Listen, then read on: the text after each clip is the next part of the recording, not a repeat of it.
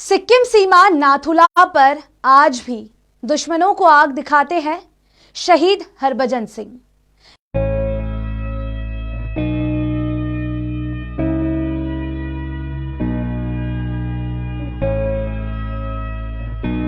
नमस्कार, आप देख रहे हैं खबर समय।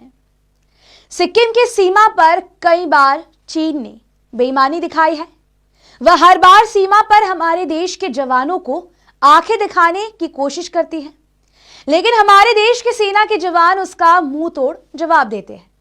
लेकिन आज हम भारतीय सेना के उस जवान की बात कर रहे हैं जो शहीद होने के बाद भी 24 घंटे ड्यूटी पर तैनात है, जिसका डर आज भी चीनी सैनिकों के चेहरे पर दिखता है।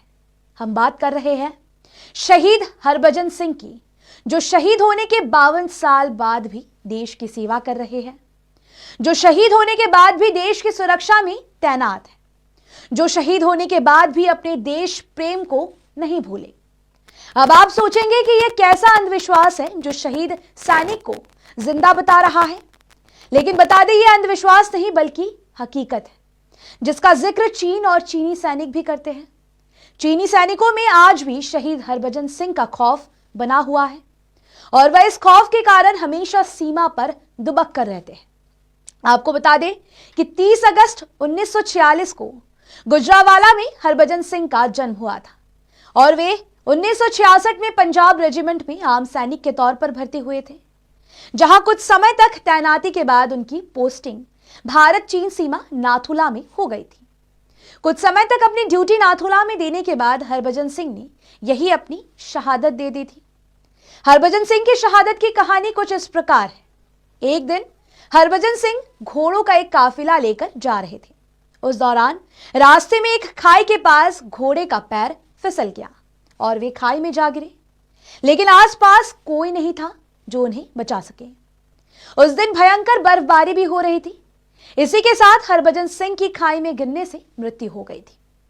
जब काफी समय तक हरभजन सिंह घोड़ों का काफिला लेकर नहीं लौटे तो उनके साथी सैनिकों ने उन्हें ढूंढा, लेकिन काफी ढूंढने के बाद भी हरभजन सिंह का कोई नामो निशान नहीं मिला, जिसके बाद यह मान लिया गया था कि हरभजन सिंह ड्यूटी के डर से भाग चुके हैं।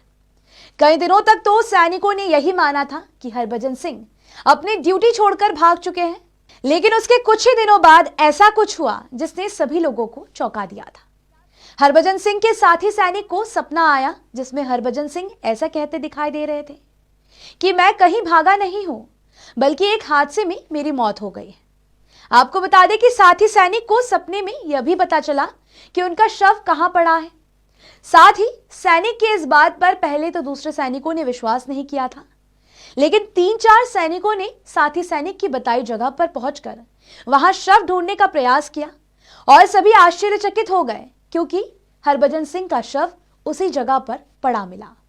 उनके शव के साथ उनकी राइफल भी मौजूद थी, जिसके बाद उनका एक शहीद के तौर पर अंतिम संस्कार किया गया था। कुछ दिन बाद ही हरभजन सिंह के सभी साथी सैनिकों के साथ अजीबोगरीब घटनाएं होने लगी थी। जब भी सीमा की सुरक्षा में तैनात जवान अपनी ड्यूटी देते तो उन्हें हमेशा उनके साथ एक विचित्र शक्ति का आभास होता था। पहले तो सैनिकों ने इसे मात्र अपना भ्रम माना था, लेकिन बाद में कुछ ऐसा हुआ कि हरभजन सिंह उनके कई साथी सैनिकों के सपने में आए जिनके साथ कुछ अनहोनी घटना होने वाली थी। इसके साथ ही सीमा पर चीनी सैनिकों ने भारतीय सेनाओं के कमांडर को सूचना दी कि आपका एक जवान हमेशा घोड़े पर बैठकर रात दिन सीमा की रक्षा करता है। कमांडर अपने सैनिक का पता लगाने की कोशिश की, लेकिन सेना में से कोई भी ऐसा जवान नहीं था जो रात दिन घोड़े पर बैठकर वहां सीमा की रक्षा करता हो। जिसके बाद पूरी सेना यह सोचने पर मजबूर हो गई कि क्या वास्तव में हरभजन सिंह अभी भी सेना की रक्षा कर रहे हैं।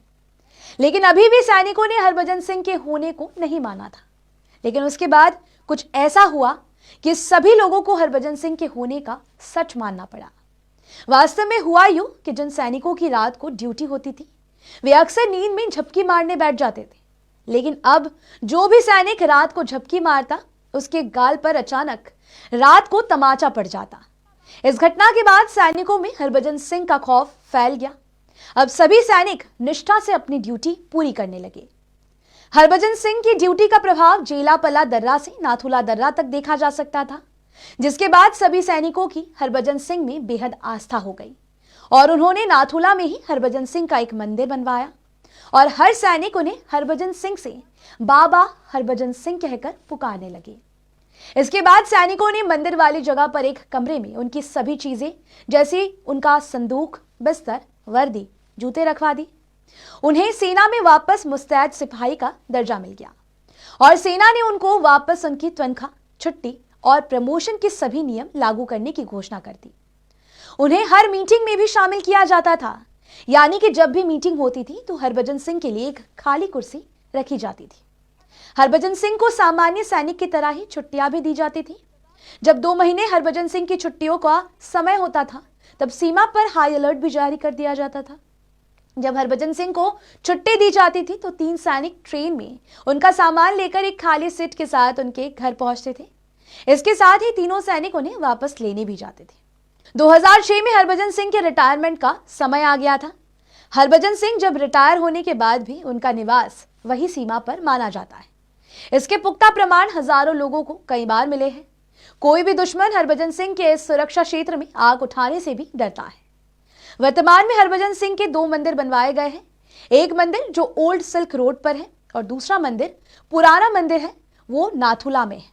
आज भी माना जाता है कि शहीद होने के बाद भी हरभजन सिंह सीमा पर चीनी सैनिकों को आग दिखाते हैं।